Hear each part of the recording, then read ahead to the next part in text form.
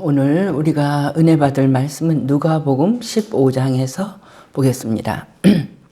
누가복음 15장 11절에서 24절까지 누가복음 15장 11절에서 24절까지 잃어버린 아들을 다시 찾은 아버지, 잃어버린 아들을 다시 찾은 아버지에 대한 말씀 읽으면서 우리 하나님 아버지의 사랑과 또 우리들의 죄악을 깨닫게 하는 귀한 말씀 통해서 우리가 하나님께 더 나아가기 원합니다. 먼저 누가복음 15장 11절에서 24절까지 교독하겠습니다. 또 이르시되 어떤 사람에게 두 아들이 있는데 그 둘째가 아버지에게 말하되 아버지여 산 중에 내게 돌아온 금깃을 내게 주소서 하는지라. 아버지가 그 살림을 각각 나눠 주었더니 그 며칠이 안 되어 둘째 아들이 재물을 다 모아 가지고 먼 나라에 가 거기서 허랑방탕하여 그 재산을 낭비하더니 다 없앤 후 그 나라에 크게 흉년이 들어 그가 비로소 궁핍한지라. 가서 그 나라 백성 중 한 사람에게 붙여 사니 그가 그를 들러 보내어 돼지를 치게 하였는데 그가 돼지 먹는 쥐없는 배로 배를 채우고자 하되 주는 자가 없는지라. 이에 스스로 돌이켜 이르되 내 아버지에게는 양식이 풍족한 품꾼이 얼마나 많은가. 나는 여기서 주려 죽는구나. 내가 일어나 아버지께 가서 이르기를 아버지 내가 하늘과 아버지께 죄를 지었사오니 지금부터는 아버지의 아들이라 일컬음을 감당하지 못하겠나이다. 나를 품꾼의 하나로 보소서 하리라 하고 이에 일어나서 아버지께로 돌아가니라. 아직도 거리가 먼데 아버지가 그를 보고 측은히 여겨 달려가 목을 안고 입을 맞추니 아들이 이르되 아버지 내가 하늘과 아버지께 죄를 지었사오니 지금부터는 아버지의 아들이라 일컬음을 감당하지 못하겠나이다 하나 아버지는 종들에게 이르되 제일 좋은 옷을 내어다가 입히고 손에 가락지를 끼우고 발에 신을 신기라. 그리고 살찐 송아지를 끌어다가 잡으라. 우리가 먹고 즐기자. 이 내 아들은 죽었다가 다시 살아났으며 내가 잃었다가 다시 얻었노라 하니 그들이 즐거워하더라. 아멘. 이 예수님께서는 비유를 통해서 아주 재미있는 이야기를 통해서 하나님 나라에 대한 그 말씀을 진리를 가르쳐 주셨습니다. 그래서 많은 비유를 말씀하시고 또 이야기로 이렇게 진리를 말씀하시면 훨씬 사람들에게 잘 이해가 되고 또 그것이 재미있고 많이 오래 남고 그래서 정말 이야기로 주시는 말씀들이 우리에게 많은 가르침을 주는데 오늘 이 잃은 아들을 되찾은 아버지의 비유는 24절로 끝나는 것이 아니라 원래는 15장 끝까지 32절까지가 다 그 같은 이야기거든요.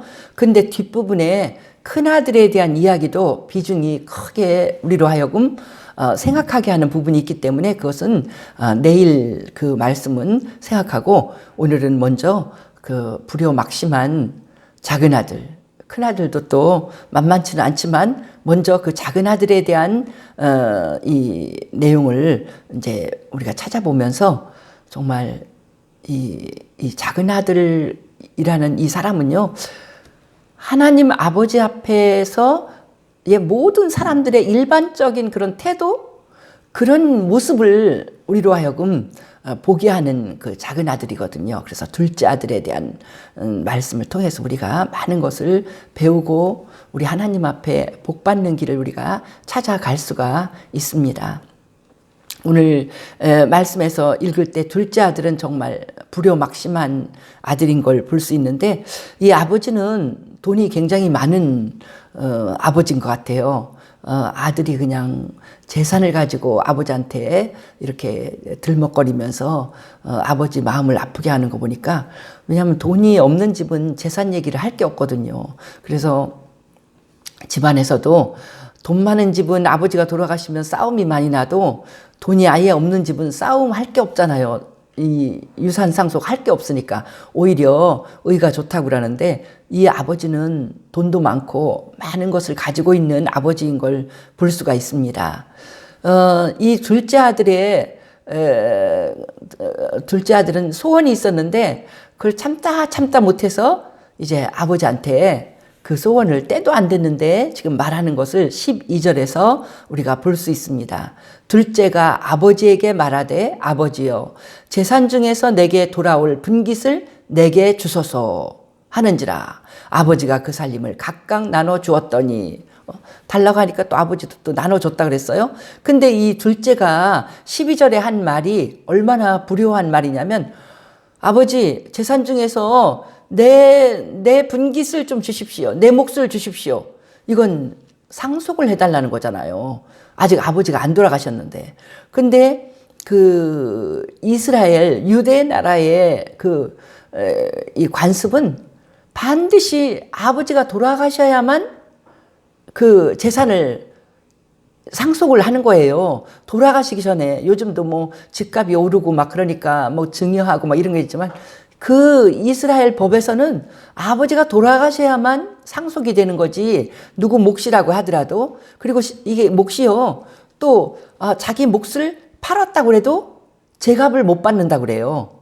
왜냐하면 그 아버지가 아직 살아계시기 때문에 아버지가 돌아가셔야지 그 몫이 자기 것이 제대로 되는, 그러니까 헐값에 팔을 수밖에 없는 그런 말도 안 되는 짓인데, 이 망나니 둘째 아들은 아버지에게 아버지, 내게 돌아올 재산, 내 몫의 유산을 주십시오.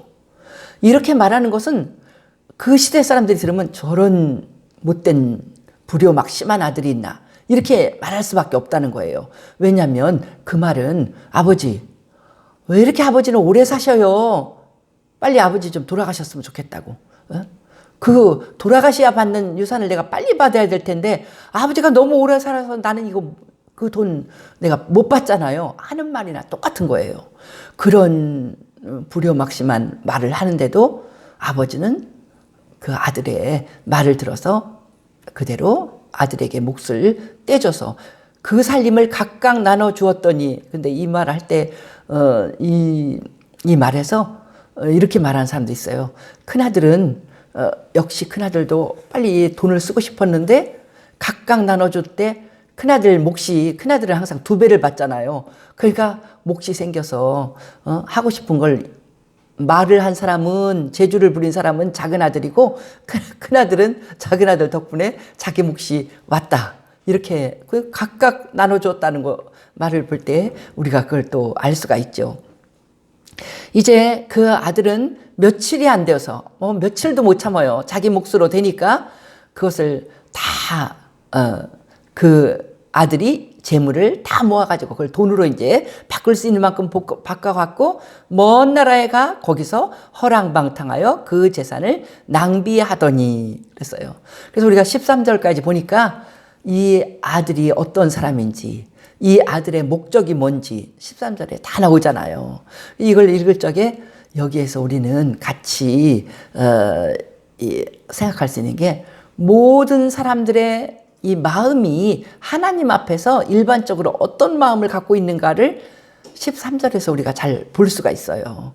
이 아들이 먼 나라에 갔다고 그랬잖아요. 왜 먼 나라로 자기가 바라던 돈을 가지고 먼 나라를 갔겠어요? 아버지가 있는 그 동네에 있으면 안 돼.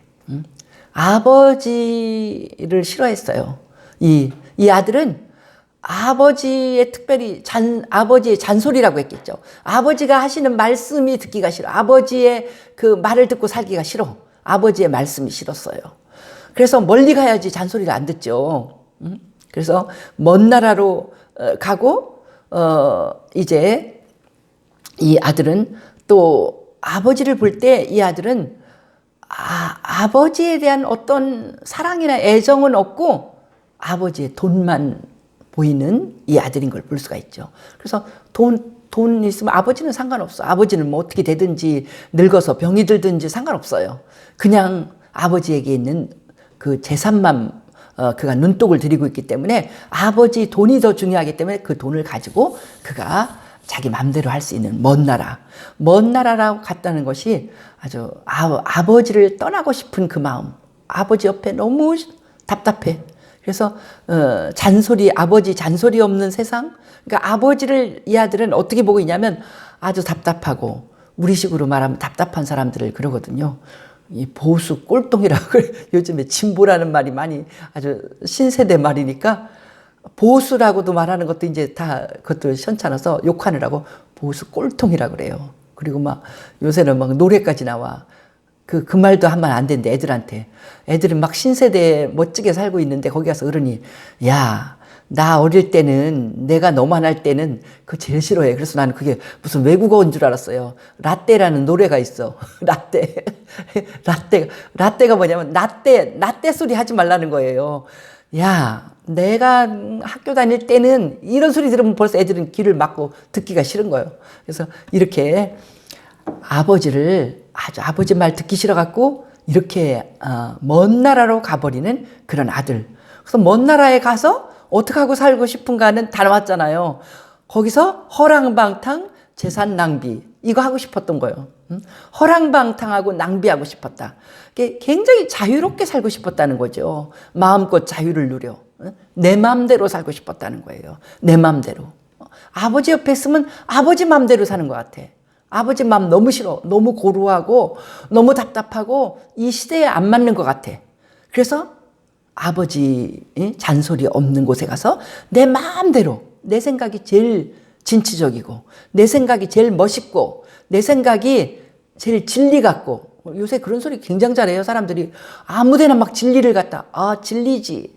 그 음식에는 이게 들어가야 진리라는 말을 아무데나 해요. 그냥 거기에 그게 딱 맞는다는 걸 다 진리라고 그래. 그러니까는 자기 생각에 맞으면 여기에는 이게 진리야. 이게는 진리가 얼마나 참 지금 보통이 됐는지 그걸 볼 수가 있습니다.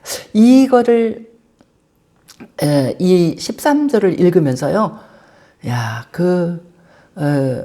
누가 생각나냐면 에덴 동산에서부터 인간은 이랬어요. 하와가 생각나요. 인간의 허영심이거든요. 허영심. 하나님 섬기기 싫어. 내가 하나님 되고 싶어. 이게 인간의 마음속에 있는 원초적인 죄거든요. 우리가 창세기를 배울 때 이 질서가 있어요. 하나님이 행복의 질서를 주셨는데 질서가 탁 잡혀 있습니다. 항상 사람은 하나님의 말씀을 듣고 살아야 돼. 그래서 하나님이 질서의 제일 위에는 하나님이 계셔요. 그 다음에 가운데 사람이 있어요. 사람 위에는 하나님보다 더 높은 분이 없어. 사람은 하나님의 진리를 들어야만 돼. 그리고 사람 아래에는 우주 만물이 있습니다. 근데 지금 거꾸로 됐잖아요. 거꾸로 됐잖아. 막 다 뒤집어. 하나님은 안 보이는데 뭐 하나님은 발로 밟고 싶어. 근데 우주 만물은 막 우주 만물에 대고 절하고 빌고 돈이 최고고 보이는 것만 지금 최고예요. 그러다가 지금 이제 보이는 것 중에서 제일 그래도 난 거는 사람이잖아요. 인권이 지금 최고잖아요. 근데 거기에도 얼마나 많은 함정이 있는지 우리가 알 수 있어요. 인권 하다 보니까 지금 어떻게 됐어요? 범죄자의 인권 하다 보니까 정말 동성애자의 인권. 성경에서는 하나님 말씀은 동성애 안 된다. 이건 부끄러운 짓이다. 남자끼리 부끄러운 일을 행하는 자 구약 성경에서는 죽이라고 그랬어요. 이거는 성생활을 문란하게 하는 거다. 여자끼리 안 돼. 남자끼리 안 돼. 남자와 여자가 하나가 돼서 결혼하는 것을 우리 하나님이 하나님의 진리로 말씀하셨어요. 그러니까 막 그 하나님의 말씀을 다 내버리니까 인간이 최고잖아요. 내가 최고잖아. 그러니까 인권이 최고가 됐어. 그래갖고 인권 하다 보니까 의인의 인권은 이제 없어졌어요. 그 동성애는 그거 안 되는데요. 그럼 인류가 망하는데요. 그렇지 않아도 지금 어린애가 없어서 잘 되던 유치원도 다 문을 닫아요. 그런데 남자끼리 결혼하면 애기 못 낳죠. 여자끼리 결혼하면 애기 못 낳죠. 더 망해. 그런 소리 해도 안 돼요, 지금. 그렇게 올바른 소리 하는 사람은 이 사람이 어디를 인권을 무시하는 소리를 하냐고. 그런 사람의 인권 없어. 그런 사람 감옥 가야 돼. 네? 이제 남자끼리 결혼하려고 하는데, 나는 주례 못 해주겠다. 그러면 이거 법에 어긋나는 사람 아닙니까? 이 목사 감옥에 가야 됩니다. 지금 인권이 어떻게 되는지, 올바른 말을 하는 사람 인권은 없어졌어요. 지금 기막힌 건 인권이 너무 우리나라가 아름다운 인권주의가 되다 보니까 성범죄자, 그것도 어린아이를 성폭행해서 완전 망쳐버린 조두순이라는 사람이 있는데 그 사람 앞으로 나랏돈이 120만 원씩 복지 혜택이 가야 된대요. 근데 그걸 못 가게 못한데 그 사람도 인간이니까 먹고 살아야 되니까. 그 사람 때문에 난리가 나고 그 사람 지키느라고 나랏돈을 얼마나 많이 쓰는지 참 이게 제대로 된 건지. 이제 그것도 인권도 모자라서 이제는 강아지 인권까지, 강아지는 인권이 아니겠네요. 견권인가? 강아지까지 강아지나 고양이가 어디에 있어서 그걸 구하러 가다가 119 소방대원이 죽는 세상이 됐어요. 그냥 전부 다 정말 너무나 이런 우리가 인간이 최고다. 인간의 모든 생각은 다 아름답다. 이렇게 나가고 사람의 생각이 최고다. 이렇게 나가다 보니까 이런 많은 어려움이 있는 것을 볼 수가 있습니다. 요즘에는 얼마 전부터 이렇게 뉴스에 뜨는데 프랑스의 좌파의 유명한 지식인 정치학 교수인데요. 석자 교수예요. 이 사람의 책을 안 읽은 정치학도가 없을 정도로 최고로 존경받는 그런 지식인이었거든요. 지금 70도 넘었는데. 근데 그 의붓 딸이 책을 썼어요. 대가족이라는. 그래서 막 프랑스 사회가 다 뒤집어졌어. 왜냐하면 거기에 이 사람이 무슨 짓을 했냐면 재혼을 했는데, 그러니까 이 글을 쓴 사람의 엄마예요. 엄마가 이제 이 남자하고 재혼을 했는데 이 글 쓴 여자도 지금 유명한 다 교수들이에요. 이제 여자에게 쌍둥이 남자 동생이 있었어요. 근데 남동생 방을 이 유명한 교수가, 존경받는 교수가 남동생 방에 밤에 들어와 갖고 성폭행을 하는 거예요. 이게 이 동성애자죠. 그래갖고 남동생이 아무 말도 못하고 지금 의붓아버지니까, 그리고 그 사람이 존경받는 사람이니까 아무 말을 못하고 누나한테 얘기를 했어요. 누나도 아무데도 말을 못하고 엄마한테 얘기했어요. 엄마도 엄청난 열렬한 좌파고 막 여성 운동하는 사람이고 막 그런데 엄마가 그걸 눈 감아주는 거예요. 그거를 세상에 발설하면 그 명성이 떨어지니까. 그런 식으로 해서 그 집안 자체가, 엄마는 그걸 용납할 수 없는 아들이 상처 입는 그거를 눈 감아주고, 그 유명한 사람은 그런 일을 하고, 또 거기다가 또 엄마의 전 남편도 유명한 그 파의 사람들인데, 전 남편은 어떻게 하냐면 자기 처제를 또 처제와 연인 관계라나 그 아주 이모야. 그러니까 이 사람에게는 그런 추한 집안 사정이 다 드러난 거예요. 그래서 왜 이렇게 도덕도 없고 다 없을까? 그건 뭐냐면은 이 사람 마음속에 그 사람이 어떤 사람은 범죄를 저질렀는데 아주 신실한 크리스찬이라는 말도 있어요. 그렇지만은 정말로 그건 겉보기로 그렇게 했는지 모르지만 정말로 하나님이 마음속에 있는 사람들은 이런 부도덕한 일을 할 수가 없는 것입니다. 하나님을 인정하지 않는다는 거. 그러니까 아무리 그 사람이 말을 잘하고 유명한 교수고 유명한 지식인이라고 해도 그 마음속에 하나님이 없으면요, 인간은요, 하나님은 안 보이는 분이잖아. 안 보이는 그 뒤에서는 얼마나 추악한 일을 한없이 할 수 있는지, 그것이 인간의 모습인 것입니다. 하나님을 안 믿는데요, 죽은 다음에 심판받는 것을 안 믿는데요, 그러면 이 생에서 내 멋대로 살면 돼요. 그 사람을 제지할 사람 아무것도 없어요. 겉으로는 막 그냥 인민을 생각하고 막 인권을 생각하고, 그렇게 인권을 생각하는 사람이 어떻게 그 아들의, 그것도 법적으로 자기 아들이 됐는데 아들의 인권을 짓밟고 그런 악행을 할 수가 있습니까? 하나님을 안 믿기 때문에 할 수가 있는 것입니다. 하나님의 진리를 영접하지 않기 때문에. 이 시대가 바로 그런 시대예요. 창조주를 무시하고 보이는 것만 중요시 여겨. 그러니까 막 인권지상주의, 또 막 요새는 막 이 유기견, 유기묘, 얼마나 버려진 짐승들까지 다 사랑해요. 다 사랑하는데 누구만 사랑하지 않냐면 하나님만 사랑 안 해요. 하나님은 여기에 나오는 능력 있는 아버지에게 둘째 아들이 대하는 것처럼 하나님은 보수 꼴통이라고 생각하는 거예요. 그렇게 오래된 성경책을 어떻게 믿고, 오래된 성경책인데요. 우리가 이 하나님의 이 말씀을 귀히 여기고 말씀을 읽으면요, 최신식의 모든 진리가 이 속에 있는 걸 우리가 압니다. 이 속에 다 있어요. 정치 제도까지 다 있어요. 하나님이, 이렇게 오래된 책인데 하나님이, 야, 왕의 제도는 좋지 않다. 어떤 인간이 하나 독재를 하고 통치를 하면 그 인간이 너희들을 함부로 할 거야. 어떤 것이든지 하나님의 진리를 받아들여야지, 한 인간에게, 인간들에게 어떤 권리를 주면 너희들은 큰 괴롭힘을 당할 거야. 그걸 우리가 지금 다 보잖아요. 북한의 김정은이 신입니까?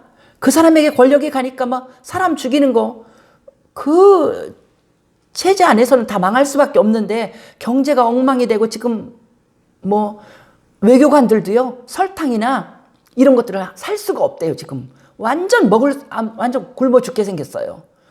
그러면 자기가 정치를 그렇게 해서 그렇게 된 건데, 막 경제 수장을 세워놓고 막 그 사람들을 막 무조건 갈아치우고 죽이거나 이렇게 한다고 해결됩니까? 그 체제가 잘못된 것입니다. 하나님이 없는 그 세계가 망할 세상인 것입니다. 그래갖고 결론이 어떻게 됐어요? 이렇게 나간 하나님 없이, 지금 이것은요, 하나님 없이 사는 세상을 얘기하는 거지, 어떤 집에 막내아니 둘째 아들이 나간 일을 예수님이 뭐하러 말씀하시겠어요? 예수님의 비유는요, 하나님 나라를 우리에게 가르쳐 주는 거예요. 세상 모든 사람들이 그 하나님 아버지 안에 있을 때가 참 행복한데, 사람들 생각은 건방져서 창조주 하나님을 내버리고 내 맘대로 살 거야, 내 생각대로 살 거야, 내 주먹이 힘이 세, 이렇게 나간다는 거예요. 이게 둘째 아들의 모습인 것입니다. 이렇게 살 때 자기 멋대로 그냥 허랑방탕, 재산 낭비, 이건 뭔 줄 알아요?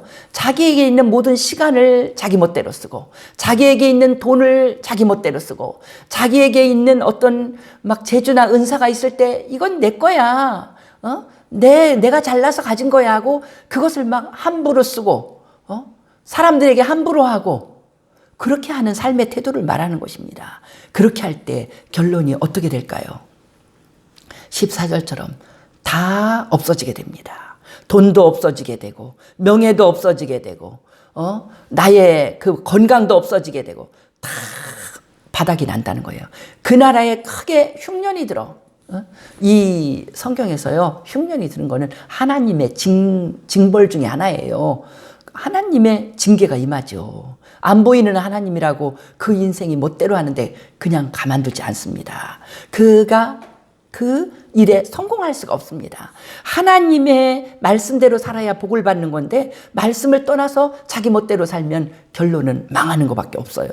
그래서 비로소 궁핍한지라, 완전히 이제 다 재산을 날리니까 이제 가난뱅이가 됐어요. 그런데 목구멍이 포도청이라고 먹어야 살잖아요. 그래서 어떡하지? 굶어 죽을 수는 없고, 그래서 결국 그 신세가 어떻게 됐냐면 돼지를 치는 사람이 됐다는 거예요. 근데 돼지를 치는데도, 돼지를 쳐서 양돈을 해갖고 부자가 되면 좋은데, 그게 아니라 돼지를 치는 집에 종업원으로 일을 하는데 돼지 먹는 돼지 죽도 못 먹는 신세가 됐다는 거예요. 돼지 먹는 쥐엄 열매로 배를 채우고자 하되 주는 자가 없는지라, 16절에 있는 것처럼. 너무 흉년이 들고 배가 고파서 그 돼지 먹는 거라도 내가 좀 먹었으면 좋겠는데 그것도 없어. 돼지도 못, 주인이 하니까 못 잡아먹고, 그래서 막 그것도 제대로 못 먹어갖고 돼지만큼도 저기를 못 받는 거예요. 대우를 못 받는 거예요. 이게 뭐냐면, 돼지를 치게 되고 돼지 먹는 쥐엄염에 이까지 나온 건 뭐냐면 완전히 인간 이하의 삶이 됐다는 거예요. 이 유태인들이 제일 싫어하는 게 돼지잖아요. 돼지를 치는 이런 것이 없어요. 유태인에게는. 우리 마가복음 5장에 2,000마리의 돼지를 치는 사람들은 그건 이방인들이에요. 유대인들은 제일 싫어하는 게 구약에서 먹지 말라고 하는 그 음식 중에 돼지가 들어가잖아요. 돼지. 그래서 유태인들은요, 이유가 없어. 그냥 그걸 먹지 말라는 걸 먹으면 내가 오염이 돼갖고 부정하게 될 걸로 생각하기 때문에 절대로 돼지를 친다는 건 아예 그냥 직업 중에서도 막다른 골목, 완전 망한 사람. 거기다가 쥐업 열매도 못 먹는다. 죽도 못, 사람 볼 때 그래서 너 죽도 못 먹은 얼굴이야. 우리나라에서 막 피죽이 뭔지 나도 모르겠어요. 피죽도 못 먹은 얼굴이야. 죽 중에서도 좋은 죽이 있을 거 아니야. 제일 돼지 먹는 쥐업 열매도 못 먹었다. 완전히 망한 인생, 바닥을 친 인생, 그것을 보여주는 것입니다. 이렇게 결론이 하나님을 떠나서 멋대로 우리가 살아갈 때 결론은 뭐냐면 첫째, 영적으로 망하죠. 하나님을 떠났으니까 영원한 생명도 없습니다. 하나님 앞에 기도해서 응답받는 것도 없습니다. 영적으로 망하죠. 영적으로만 망합니까? 여기에 그러잖아요. 그 나라에 크게 흉년이 들어 국가가 망해요. 그리고 또 국가가 망하니까 개인이 망해. 국가도 망하고 개인도 망하고. 그래서 자기 이 사람이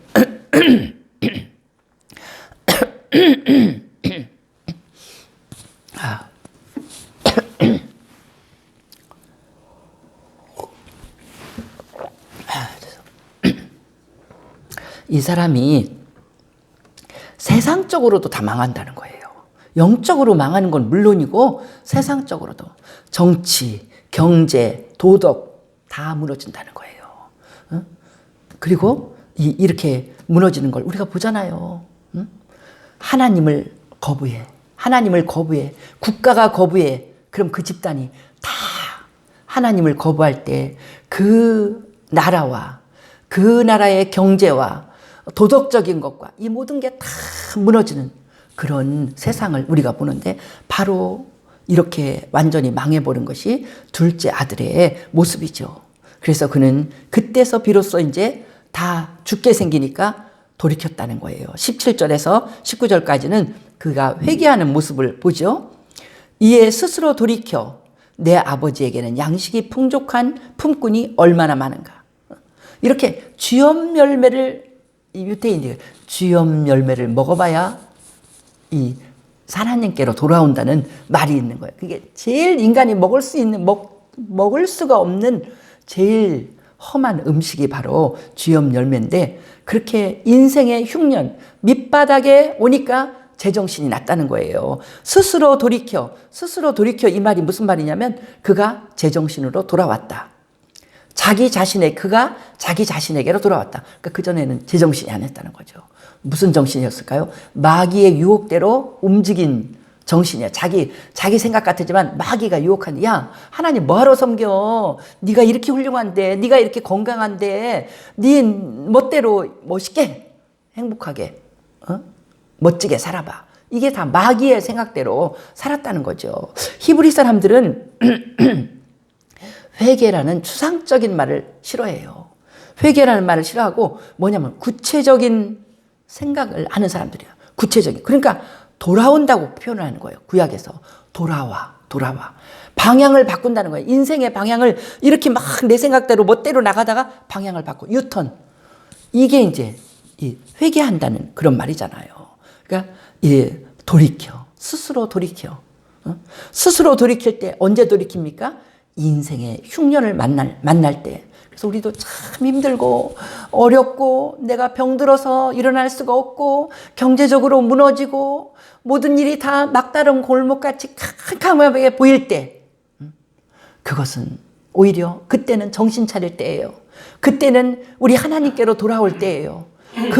그때가 오히려 위기가 하나님 앞에 설 수 있는 기회가 되는 이것을 이 둘째 아들이 보여주고 있습니다.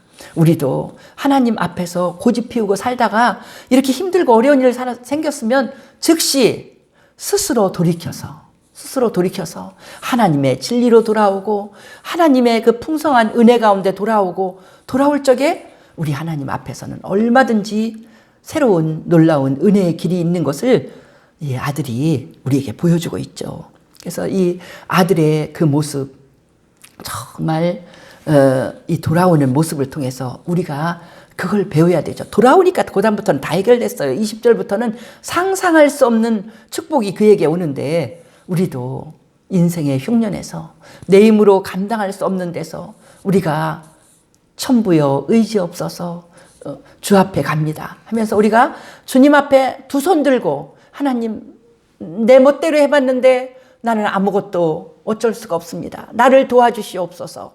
우리가 돌아갈 때 우리 하나님은, 사랑의 하나님은 우리에게 놀라운 은혜로 역사하실 줄 믿습니다. 아버지가 하는 일을 보세요. 20절에 보니까 사랑이 풍성한 무한한 사랑의 아버지입니다. 무한한 사랑의 아버지는 어떻게 하냐면, 아직도 거리가 먼데, 아들은 정말 참 부끄럽고 정말 어쩔 수가 없이 지금 가고 있는 길인데, 아직도 거리가 먼데 아버지가 먼저 알아보고 막 달려왔어요. 아버지가 눈도 흐릿한데 먼저 알아봤다는 건 아버지는 날마다 아들을 기다렸다는 거예요. 오기를 기다렸다는 거예요. 그래서 아버지가 달려갔어요. 유대인들은요, 못 뛰게 해. 그 옷 자체도 통으로 짜서 빨리 뛰다가 넘어질 수 있지만, 우리나라도 옛날에도 점잖은 사람들은 안 뛰잖아요. 못 뛰어. 이 아버지인데, 연세가 많은 아버지인데. 그런데 너무 반가워서 가다 넘어져도 상관없어. 아들을 보니까 너무 반가워서 달려가. 아주 열렬하게 환영해 주는 거죠. 목을 안고 입을 맞췄어요. 그래서 아들은, 아버지, 내 너무 죄를 졌습니다. 아버지의 아들, 내가 그거 감당 못합니다. 이렇게 말을 하는데도 종들에게 22절 보세요. 제일 좋은 옷을 갖다 입히라고. 손에 반지를 끼워주고 발에 신발을 신기고, 지금 신발도 못 신고 거지꼴로 왔어요. 22절은 뭐예요? 아들의 모든 신분을 회복시켜주는 거예요. 아무 염치 없고 한 일 아무것도 없는데, 그렇게 다 그냥 우리 하나님은 아주 그냥 쌍수를 들어 환영을 하시면서, 그렇게 맨발로 쫓아가서 그를 맞아주시면서, 그리고는 큰 파티, 살찐 송아지를 잡아서 파티를 했다는 거잖아요. 우리식으로 제일 좋은 파티, 스테이크를 굽는다든지 갈비를 굽는다든지 이런 파티를 하면서 아들을 그렇게 환영한 그 아버지. 내 아들은 죽었다 살아났고 잃었다 다시 얻었다. 그러면서 아버지가 아들을 그렇게 대대적으로 환영하는 걸 볼 수 있습니다. 아버지의 마음입니다. 우리 하나님이 우리를 이렇게 사랑하신다는 거예요. 우리 하나님이 우리를 엄청 사랑하셔서 우리에게 이렇게 살아라, 이렇게 해야 복된 길이다 말씀을 하시지만, 아버지의 사랑은 뭐냐면 우리를 강제로 하지 않는다는 거예요. 아들이, 아버지 유산 나한테 주세요. 그럴 적에 못 살게 그가 한없이 원하니까 아버지가 주셨잖아요. 강제로 못 줘. 응? 아들한테 강제를 안 해요. 그가 죽어도 나는 이걸 하겠다 하면은 아버지는 능력 있는 아버지인데 저 주셔요. 사랑하기 때문에 그가 스스로 깨달을 때까지 기다리는 거예요. 그래서 이 아버지는 한없는 사랑과 진리의 길을 알고 있지만 우리에게 말씀을 해주시면서 우리가 스스로 깨닫고 따라오기를 바라시고, 그런 아들을 바라시지, 강제로 그냥 그 진리를 우리에게 먹여주시면서 그 진리를 안 하면 우리 손을 꽁꽁 묶으면서 이러는 하나님이 아니에요. 에덴 동산에서부터 자유의지를 주셨잖아요. 선악과를 먹지 마라.